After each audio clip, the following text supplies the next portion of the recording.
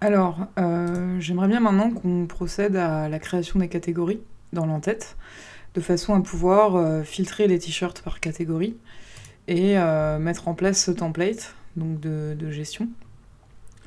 Donc pour ça, on va créer le modèle catégorie, comme on avait fait le modèle produit. Donc il faut que vous ayez votre ligne de commande ouverte. Donc vous placez sur votre projet et vous lancez la ligne de commande PHP artisan make modèle, donc catégorie comme ça. Donc je l'écris à l'anglaise, Y, avec une majuscule, et trait d'union M. Donc c'est exactement le même principe que quand on a créé le modèle produit. Une fois que j'ai lancé ma ligne de commande, j'obtiens une classe catégorie dans mes modèles et la migration, le fichier de migration associé. Et vous voyez, automatiquement, il m'a donné un nom de table avec un pluriel, donc vous le laissez gérer ça comme bon lui semble. Au niveau fonctionnement, j'ai un nouveau fichier qui s'est mis ici, qui est horodaté, donc le plus récent, avec ici un numéro unique qui est bien supérieur à ça.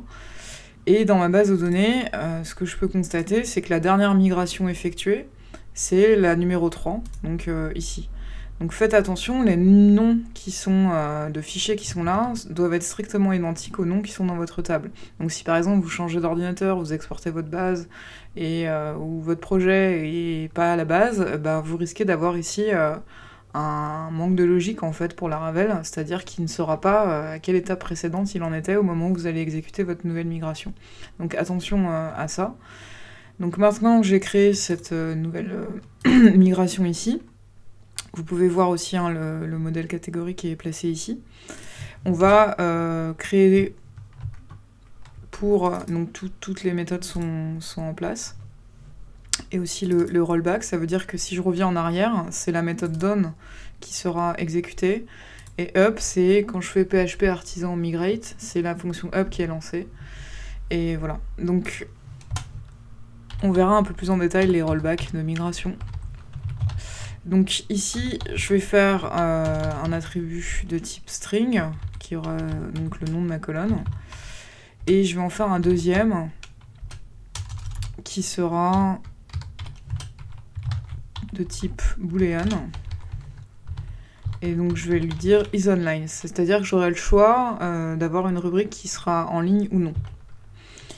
Et je vais lui donner une valeur par défaut à cet attribut qui est à 0. C'est-à-dire que par défaut, dès qu'on crée une rubrique, en fait, elle est à valeur 0 pour l'attribut isOnline. Ça veut dire qu'elle n'est donc pas visible. Donc on va exécuter cette migration, une fois que vous avez bien écrit votre fichier.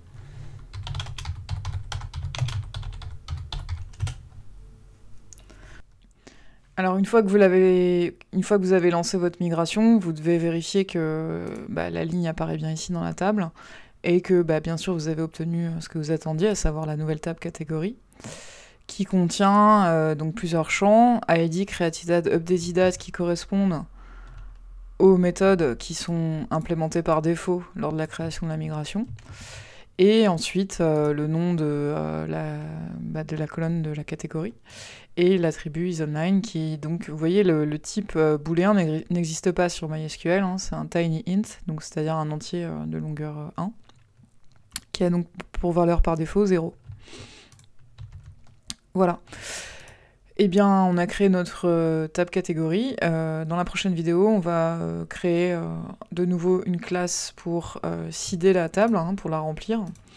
Voilà, je vous remercie. Donc dans la prochaine vidéo, on va créer ensemble une nouvelle classe pour seeder la table catégorie, donc pour remplir la table catégorie. On va l'appeler catégorie table seeder.